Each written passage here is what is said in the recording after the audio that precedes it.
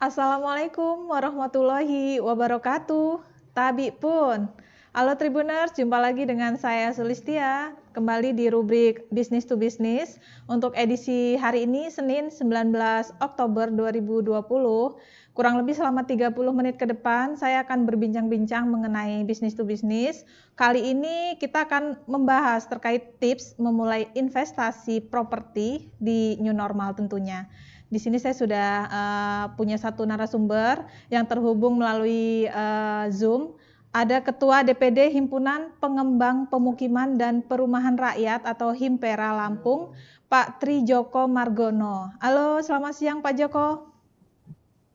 Selamat siang Mbak, Assalamualaikum. Waalaikumsalam warahmatullahi wabarakatuh. Apa kabarnya nih Pak?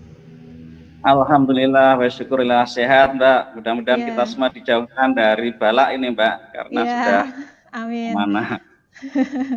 Gimana nih Pak kondisinya di situasi new normal ini Pak? Sebelum kita ngebahas lebih jauh terkait obrolan kita, mungkin boleh Pak dijelaskan terlebih dahulu terkait properti sendiri ini jenisnya ada apa aja di awal Pak?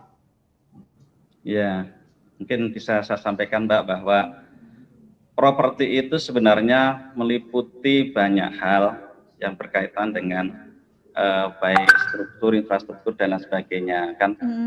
Ada ya di bidang perumahan, pertokoan, bahkan di bidang supporting pertanian juga ada properti gitu. Makanya semua itu sebenarnya menjadi peluang bisnis yang selama ini mungkin belum banyak kita ketahui gitu. Oke. Pak, kalau kondisinya sendiri pasar properti saat ini gimana Pak secara umum di Lampung? Nah, kalau kita bicara masalah pasar ya Mbak, saya cerita dari kemarin awal 2020 itu sebenarnya demand itu alhamdulillah cukup tinggi ya, cukup tinggi. Cuman karena itu pas di awal-awal Februari itu terjadi pandemi dan kebijakan pemerintah itu kebetulan itu terkait pada pembiayaan segala macam kan, makanya perbankan itu mengambil kebijakan, kalau saya bilang mengambil kebijakan aman ya. Akhirnya kan tidak ada supporting terhadap KPR, terhadap pembiayaan rumah untuk user. Jadi stagnan itu Mbak, selama 3 bulan itu stagnan. Baru di bulan keempat tuh baru mulai. Oke, jadi selama stagnan itu kita tidak beroperasional gitu Pak, bisa dibilang atau seperti apa? Di awal-awal penyesuaian pandemi. Iya, di beberapa developer itu memang menstop produksi ya, menstop pembangunan. Tetapi kan ada aktivitas lain yang bisa dikerjakan, membangun infrastrukturnya dan lain sebagainya. Tetapi kan pada bulan keempat itu kan keran itu kan mulai dibuka kembali itu. Nah, begitu dibuka kembali itu tumpukan PR itu, jadi user yang kemarin pending itu akhirnya membanjiri di bulan keempat itu. Sampai kalau dianalisa, kalau memang kemarin di bulan 4, 5 kelihatannya itu demandnya sangat tinggi, padahal itu adalah demand di tahun 2019 akhir sama 2020 awal. Tetapi dievaluasi masa pandemi dan masa setelah dievaluasi itu hampir untuk kan kalau rumah dan properti di bidang perumahan dan pertokoan itu kan ada dua Mbak, ada namanya itu komersil, artinya kok yang dijual tanpa subsidi pemerintah dan ada yang dengan subsidi pemerintah. Nah itu bergulir kembalinya itu di bulan keempat setelah keran dibuka baru membanjiri. Nah itu dibagi menjadi dua. Komersil itu sudah hampir 80% habis market. Artinya tinggal 20% aja yang subsidi gitu Pak ya. Terus kalau rumahan subsidi itu mungkin masih yang subsidi itu masih bisa jalankan 90%. Lagi-lagi permasalahannya kalau di bidang subsidi kan bergantung pada kebijakan pemerintah. Salah satunya kebijakan supporting pendanaan KPR-nya itu. Dan ini sudah berakhir di bulan-bulan ini sudah kritis, ini pembiayaan pemerintah sudah juga mau habis. Selain pengalokasian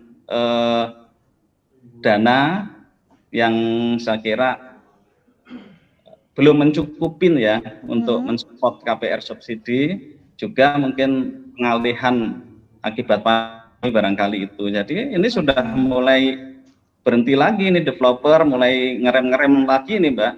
Oke. Gitu. Berarti bisa dibilang Ya, ada pembatasan ya Pak ya?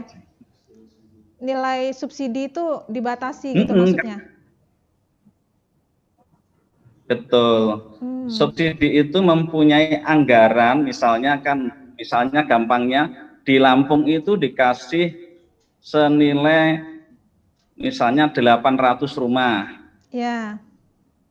Nah, kalau 800 rumah itu sudah tercapai, itu harus berhenti nunggu anggaran berikutnya di tahun 2021. Sistemnya seperti itu. Dan kalau posisinya sekarang sudah mulai akan berakhir nih, karena kan sudah mulai di beberapa bank sudah mulai habis. Di Mandiri habis, BNI habis, BRI Syariah habis, mungkin yang masih tersisa-sisa di BTN itu tinggal beberapa aja kali ininya. Supporting KPR-nya itu. Oke. Pak, kalau bicara yang komersil tadi Pak, itu berarti pada saat pandemi tidak terlalu berpengaruh Pak di awal-awal, karena kan bayarnya secara komersil, bukan ada subsidi di dalamnya gitu Pak?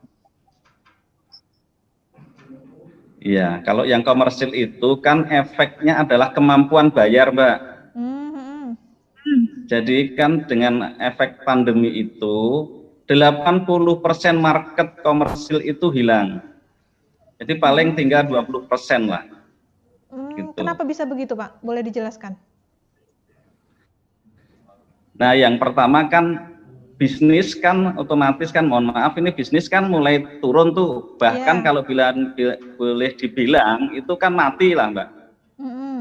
Market di bidang wira swasta itu kan otomatis habis.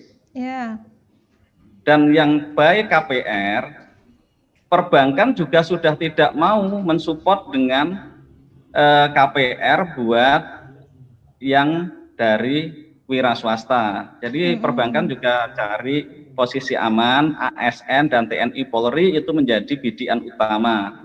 Yang kedua ya pegawai mempunyai fixed income dengan bonaviditas perusahaannya yang bagus dan tidak terkena efek pandemi, misalnya pariwisata habis, hotel habis, ya yang kelihatan aja itu sudah pada habis, kan otomatis itu mengurangi demand di market kan mulai habis, jadi tinggal 20% aja. ASN lah harapannya Mbak. Jadi permintaan masih ada didominasi oleh ASN gitu Pak? Betul. Permintaan sekarang dan support KPR ya, kalau dipakai KPR. Jadi melalui KPR. Nah, itu didominasi ASN, TNI, Polri dan pegawai dengan bonaviditas perusahaan bagus. Oke. Kalau bicara secara umum nih Pak, kondisi pasar properti 7 bulan melewati pandemi ini gimana Pak? Setelah berjalan 7 atau 8 bulan ini sudahan kan sejak awal Februari. Ya jelas berkurang Mbak, dengan kan masing-masing orang, artinya konsumen itu kan mulai sudah tidak berpenghasilan itu kan. Kalau prediksi saya itu mendatang pun yang bisa diharapkan itu hanya perumahan subsidi. Maka harapannya adalah pemerintah mulai mengalokasikan lebih banyak lagi untuk ke arah supporting KPR di subsidi. Gitu. Kalau dari umum sih mungkin kita juga agak ngerem itu. Artinya kita harus pilih-pilih dan memilah lah. Oke Pak. Pak, kalau itu tadi berbicara kondisi saat ini di properti Pak ya. Kalau kita berbicara terkait bagaimana sih kita memulai investasi properti sendiri gitu di situasi yang pandemi ini, kira-kira bagus tidak untuk memulai investasi properti gitu Pak? Ya, kalau saya yang bilang itu sebenarnya posisi yang tepat sekarang ini adalah konsumen adalah raja. Artinya sekarang ini posisinya di saat developer sulit untuk memperoleh konsumen, makanya ada banyak kebijakan yang dilakukan oleh developer. Salah satunya itu memangkas unit price-nya kan. Iya. Nah, inilah saat-saat yang tepat untuk investasi properti karena selepas pandemi saya yakin harga properti taruhlah bukan bilang naik, menjadi stabil saja kita sudah merasakan untungnya bagi investor properti. Oke. Mungkin apa Pak kira-kira syarat yang harus disiapkan bagi seseorang yang ingin berinvestasi nih, khususnya di sektor properti ini tadi? Ya, yang pertama kan tentunya kita mampu mengalokasikan penghasilannya itu ya untuk amannya itu 30-40% itu. 30-40% itu untuk alokasi properti, lalu memilih properti itu berdasarkan lokasi gitu. Jadi harus tepat juga Mbak. Artinya kan kita properti itu kan mempunyai dua nilai tambah. Boleh dijelaskan Pak? Yang pertama itu kenaikan nilai propertinya sendiri. Yang kedua adalah manfaat dari properti itu. Kalau yang beli ruko kan bisa untuk jualan, disewakan, menghasilkan. Oke. Nah, selain itu kan harga properti itu tidak akan turun, wong Tuhan tidak akan nyetak tanah lagi kan, padahal permintaan terus bertambah kan. Iya. Nah, artinya itu kesempatan yang berikutnya adalah kita harus pinter memilih lokasi yang aman dan berpotensi kenaikannya tinggi. Kalau di tempat-tempat kita kan sudah kelihatan tuh pengembangan daerah ITERA, daerah kota pastilah, kan kayak gitu-gitu. Terus yang harus dipertimbangkan adalah propertinya, legalitasnya Mbak, legalitasnya harus dicek benar-benar. Nah itu gimana tuh Pak tipsnya Pak? Karena kan nggak jarang tuh orang salah pilih. Ada nih pengalaman, kalau boleh saya cerita sedikit Pak. Teman saya itu sudah DP, kalau nggak salah 20 juta Pak ya. Tapi ternyata perumahan itu secara legalitas dan surat-surat yang harusnya ada itu tidak ada. Jadi batal gitu aja, tapi uangnya nggak kembali. Justru malah si developer ini menyarankan di perumahan lainnya. Dan dia jadi beli yang lain, tapi yang ini nggak kembali nih Pak. Jadi gimana untuk mengantisipasi hal-hal seperti ini Pak?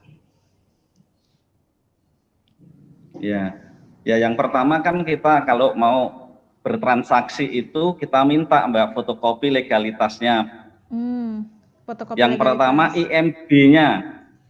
IMB induk itu pasti keluar itu. Oke. Sebelum IMB pasti izin-izin pendahuluan itu ada. IPM, lalu AMDAL, semua itu ada bagi properti yang memenuhi syarat dan persyaratan menjadi developer yang baik dan benar. Lalu yang kedua itu sertifikat.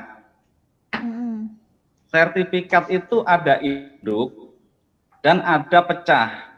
Kalau pecah itu persatuan rumah itu dia sudah punya sertifikatnya. Kalau yang induk itu kan seluruh komplek perumahan itu menjadi satu sertifikat.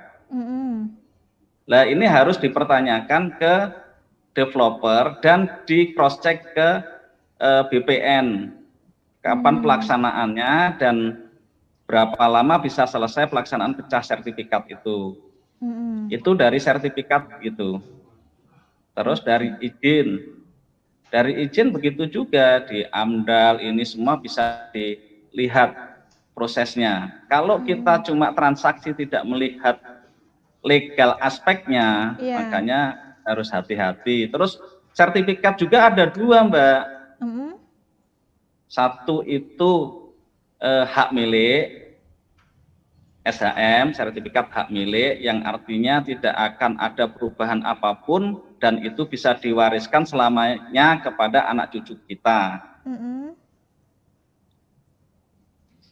Yang kedua, hak guna bangunan, HGB, yang selalu harus diperbaharui selama 25 tahun. Tetapi kebijakan pemerintah kemarin setelah 2 kali, saya belum baca benarnya ya, tapi setelah 2 kali melakukan perpanjangan, katanya sudah tidak bisa lagi. Makanya kalau bisa dihindarkan sertifikat yang bersifat HGB. Hak guna bangunan tadi Pak ya.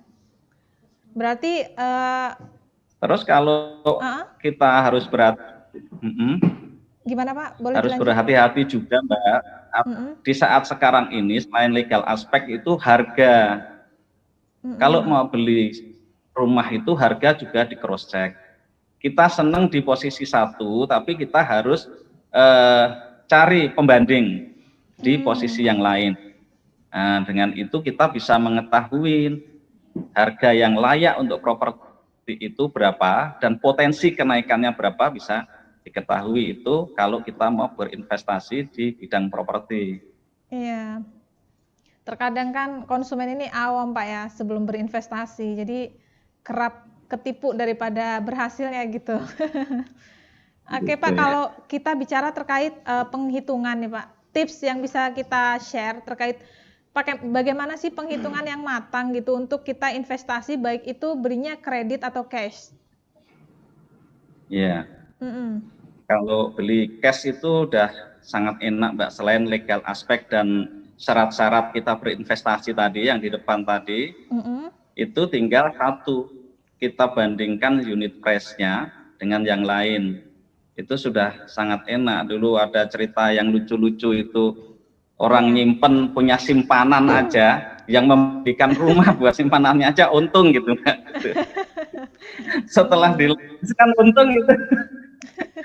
Apalagi ini investasi sungguh-sungguh karena 2 kemanfaatan, selain nilainya juga kemanfaatan semakin naik. Biasanya naik. Ya ASN itu sih Pak, punya rumah di daerah, punya rumah juga di kota gitu kan. Ketika kebutuhan di kota ada rumah juga untuk anak kuliah atau seperti apa gitu kan.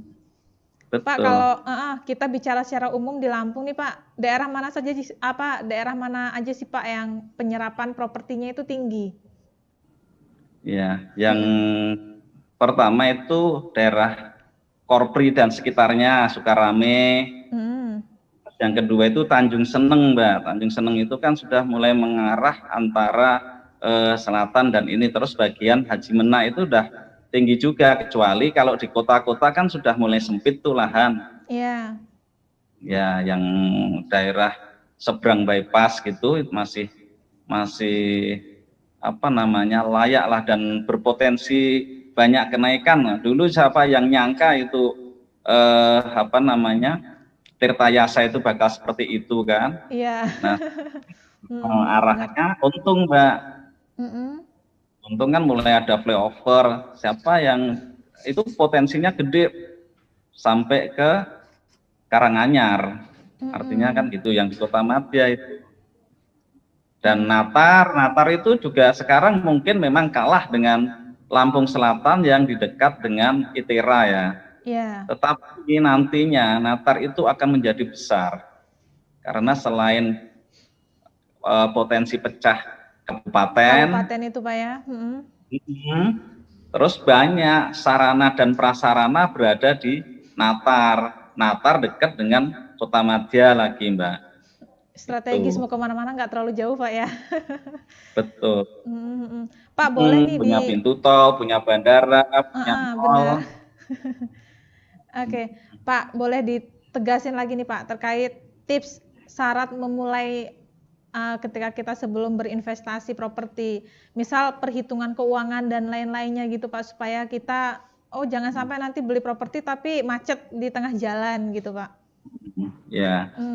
Jadi kalau kita mau di properti itu Mbak, kalau yang kredit ya, baiknya alokasikan 30% sampai 40%-nya itu adalah 40% dari pendapatan kita ya, 30 sampai 40 pendapatan kita untuk mensupport angsuran KPR kita. Itu yang paling aman. Lalu kita juga berhitung kemanfaatannya. Kalau cuma untuk rumah, itu ya dimaksimalkanlah rumah itu manfaatnya. Kan rumah bisa di garasinya, bisa berdagang dan lain sebagainya, itu kan menjadi nilai lebih terhadap investasi rumah kita. Lalu kalau itu kan menjadikan pendapatan tambahan, dengan apalagi sekarang sudah mulai bisnis di rumah tuh Mbak.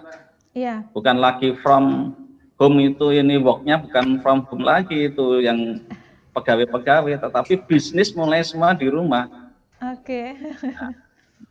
Artinya akan mempunyai nilai lebih. Jadi 30 sampai 40% alokasinya. Yang kedua, selalu memberikan tabungan lebih pada angsuran bagusnya. Nah, kalau sudah lebih, misalnya kan kita 1 tahun itu melebihkan, Mbak. Itu kan bisa turun plafon. Misalnya angsurannya satu bulannya 1 juta. Kalau kita menyisihkan 1.250.000 saja, sisihkan 1.250.000, yang 250 jadi tabungan.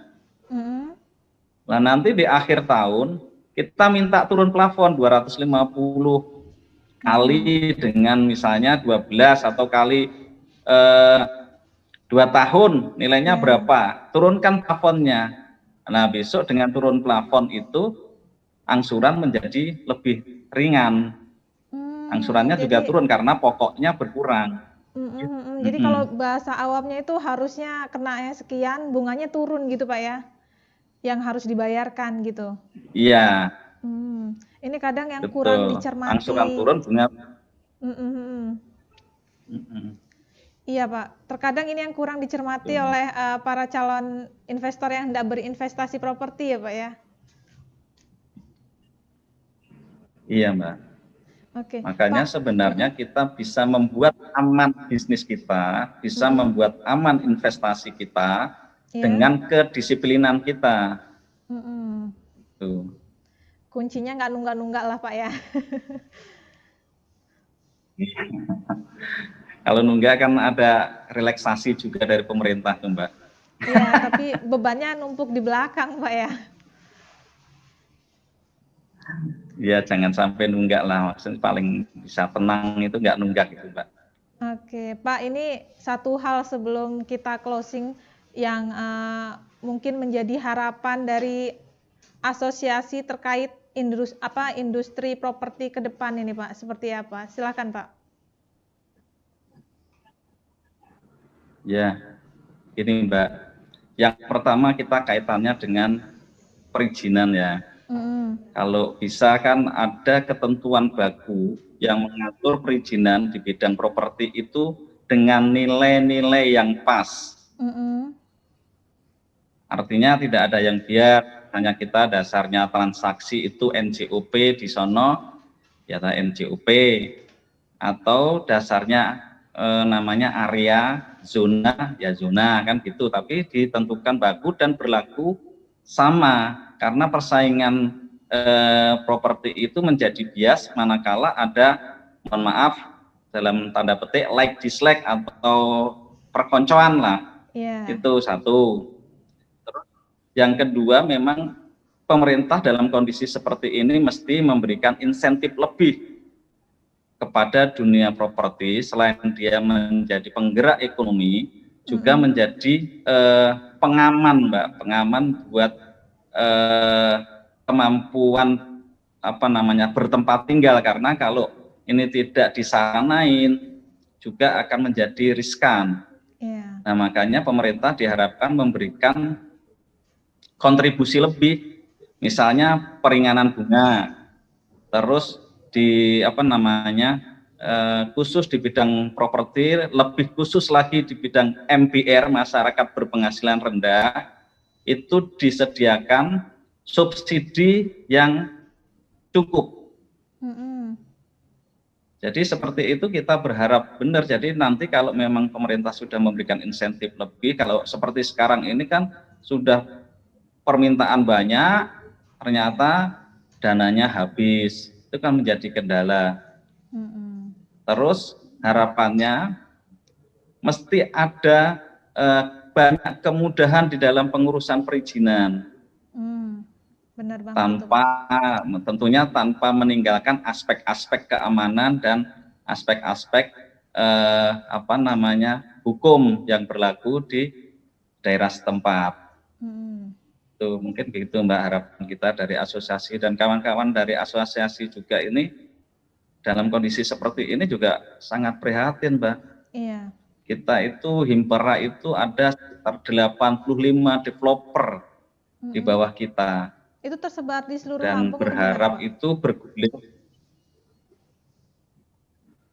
tersebar di seluruh Lampung. Ada di Banjaya, Bandar Agung, sampai ke Lampung Timur, terus Liwa, sampai ke Gesting kalau nggak salah ya. Tuh, Liwa aja ada kita, Kota Bumi. Nah, yang belum ada kita ke baik kanan nih. Itu mudah-mudahan ya setelah new normal dan kondisi baru ini menjadi baik kembali Mbak, harapannya. Iya, seimbang juga Pak ya, permintaan dengan subsidi yang diberikan oleh pemerintah gitu Pak ya harapannya. Betul Mbak. Jadi tidak ada mempending lagi atau menunda lagi permintaan dari konsumen di tahun 2021 yang akan datang. Ini kan 2020 sudah tertunda karena tidak terlayani, tidak cukup lah anggarannya. Itu. Ada mungkin hal lain yang ingin ditambahkan Pak terkait investasi ini tadi Pak? Ya, jadi sekali lagi saya sampaikan bahwa untuk berinvestasi di bidang properti itu tidak akan ada rugi kecuali kita salah milih tempat, misalnya dekat kuburan, banjir dan lain sebagainya. Karena Tuhan tidak mencetak tanah lagi. Nah itu terus kemanfaatannya bidang properti itu tidak seperti obligasi Mbak. Itu kan suka-suka kita jualnya, harganya.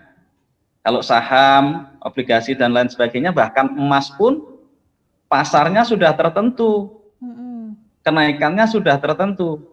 Tetapi kalau properti kita pas, prediksi kita pas, kenaikannya bukan lagi kenaikan, tapi berubah harga.